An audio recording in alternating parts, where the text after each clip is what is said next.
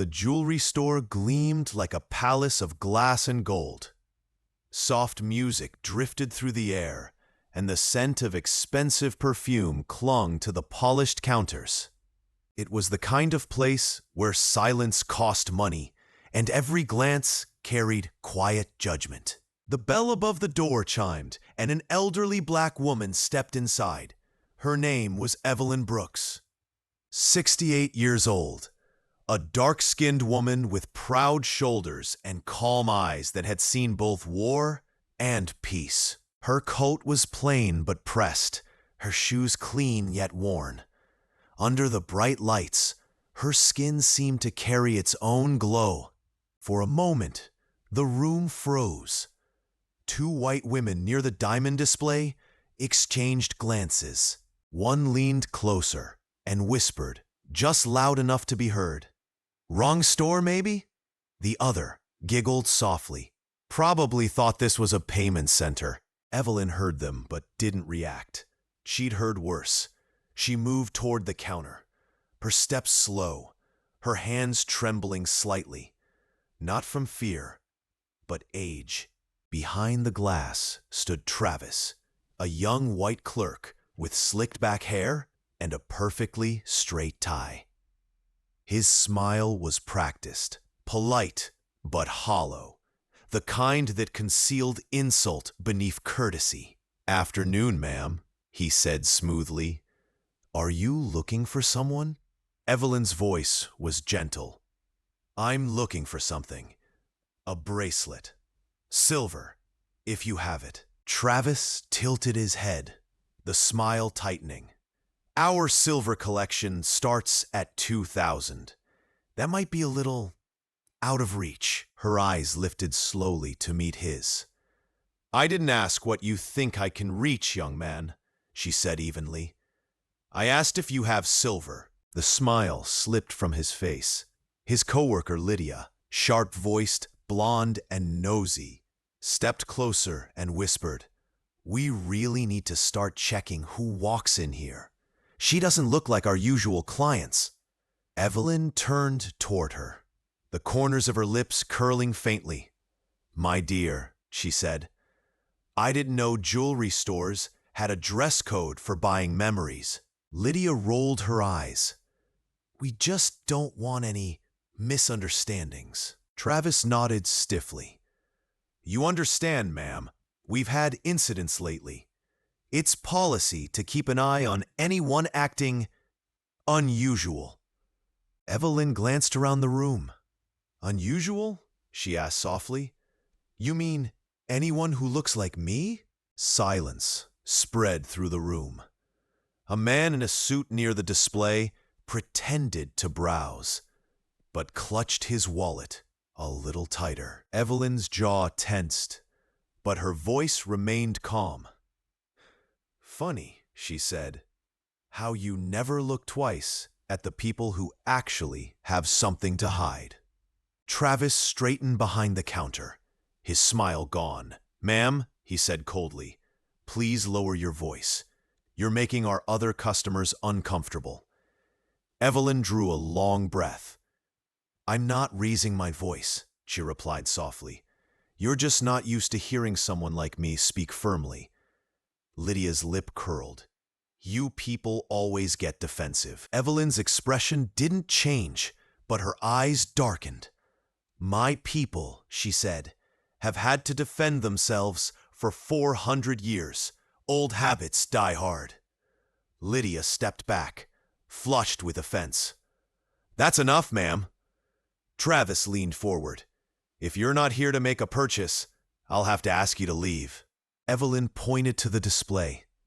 "I told you what I came for."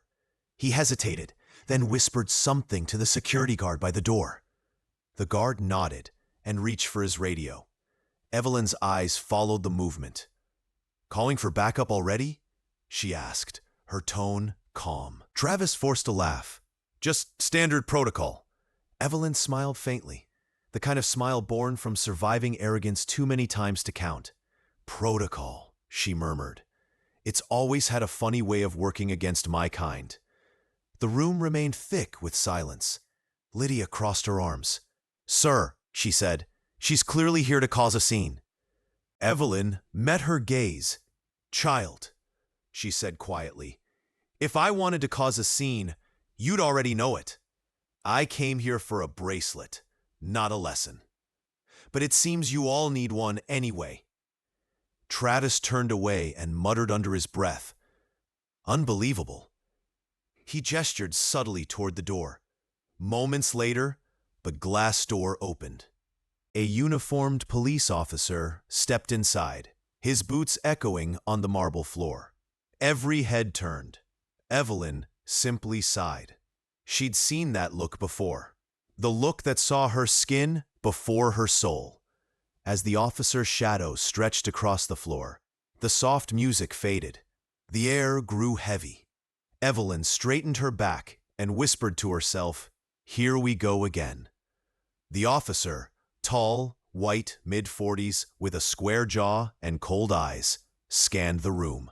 His name tag read, "Officer Daniels." "We got a call about a disturbance," he said. "Everything all right here?" Travis spoke quickly, eager to be helpful. "Officer, this woman's been wandering around for a while, getting aggressive when we tried to help." Evelyn's brow lifted. "Aggressive?" she asked. "Because I asked how much a bracelet costs?" Daniels crossed his arms. "Ma'am, I'm just doing my job. Mind showing me your bag?" Evelyn clutched her purse closer. Her voice was soft but steady. "Do I look like a thief to you, officer?" He chuckled dryly. "Ma'am, it's just procedure. Let's not make this difficult." Evelyn tilted her head. "Procedure," she repeated. "That word again."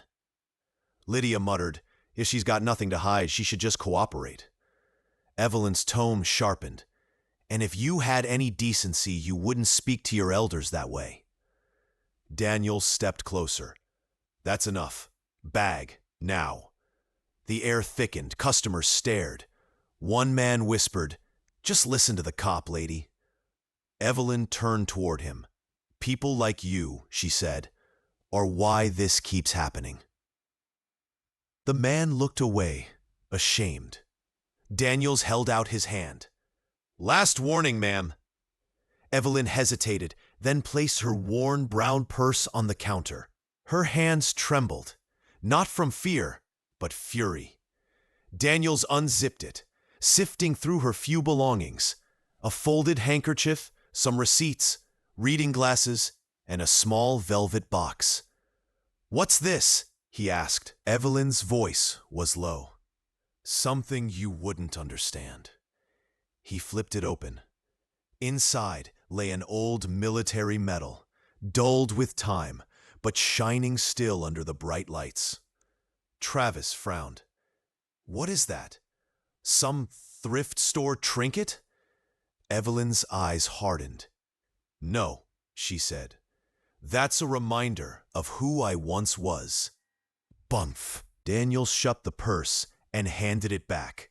"Everything checks out," he said. "But maybe next time, try not to make people uncomfortable." Her lips tightened. "Uncomfortable?" she repeated softly.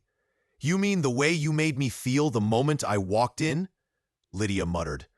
"Always playing the race card." Evelyn turned to her slowly.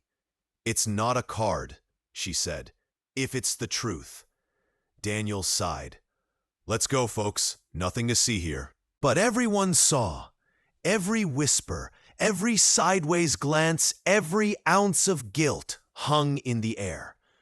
One woman near the entrance quietly lifted her phone and began recording. Evelyn stood still, staring at her reflection in the glass counter. The face that stared back looked tired. Tired of proving its worth in rooms that refused to see it. Before Daniels could leave, the store manager emerged from the back, older, suited, polished. He froze when he saw her. "What did you say your name was?" he asked. "Brooks," she replied. "Evelyn Brooks." The color drained from his face. "General Evelyn Brooks?" he whispered. The room froze again. Evelyn didn't answer. She didn't need to. The medal around her neck said it all. Daniels went pale. Travis's mouth hung open. Lydia's fake smile vanished. Evelyn lifted her purse. "Now," she said quietly, "you see the woman you were really talking to." She turned toward the door, her head high, dignity unbroken. The camera kept rolling. The store fell into stunned silence. The gold medal on her chest glimmered faintly under the lights, engraved with the words, "For Valor and Bravery, United States Armed Forces." The manager's voice trembled. "Miss Brooks, you led the Operation Caldera rescue, didn't you?" Evelyn said nothing. Her silence was louder than any anger. Daniel swallowed. "Ma'am, I had no idea. I was just doing your job," she finished softly. He lowered his eyes. "When I was in uniform," she said, "I saved men who never once asked the color of my skin. They only cared that I came for them. Funny how out here I'm still treated like a threat." The manager stepped closer, voice shaking. "Please, forgive us. If we'd known who you were—" "That's the problem," she interrupted. "You'd have treated me differently if you knew. But respect shouldn't come with a resume." Lydia looked down. Travis's hands fidgeted. Shame filled the room. Evelyn reached into her wallet, pulled out a crisp $100 bill, and placed it beside the silver bracelet. "I'll take this one," she said. Travis stammered. "You don't have to." "I said I'll take it," she repeated calmly. He boxed it with trembling hands and slid it toward her. She picked it up gently, her fingers brushing the glass one last time.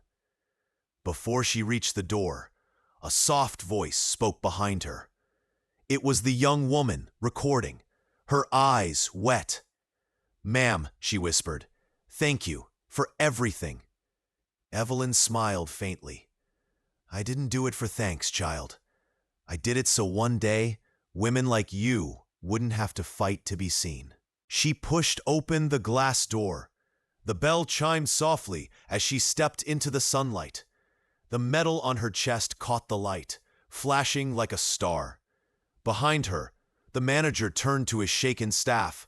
"Never again," he said quietly. "Not in this store." That night, the video hit the internet, millions of views within hours. The headline read, "Hero General Humiliated in Jewelry Store." The world saw it all, the whispers, the judgment, the insult, and finally, the truth. Officer Daniels was suspended. The store issued a public apology. But for Evelyn Brooks, it wasn't about revenge. It was about revelation. The next morning, she walked through the Veterans Park. Children waved from the swings. She smiled back. A woman approached her shyly. "General Brooks," she said, "I saw your video. My mother said she served under you once." Evelyn chuckled softly. "Tell your mother I remember her. Brave woman." As the woman walked away, Evelyn glanced down at her wrist. The silver bracelet caught the sunlight. She smiled faintly and whispered to herself, "Respect isn't given by uniform or age or medals. It's earned by how you treat others."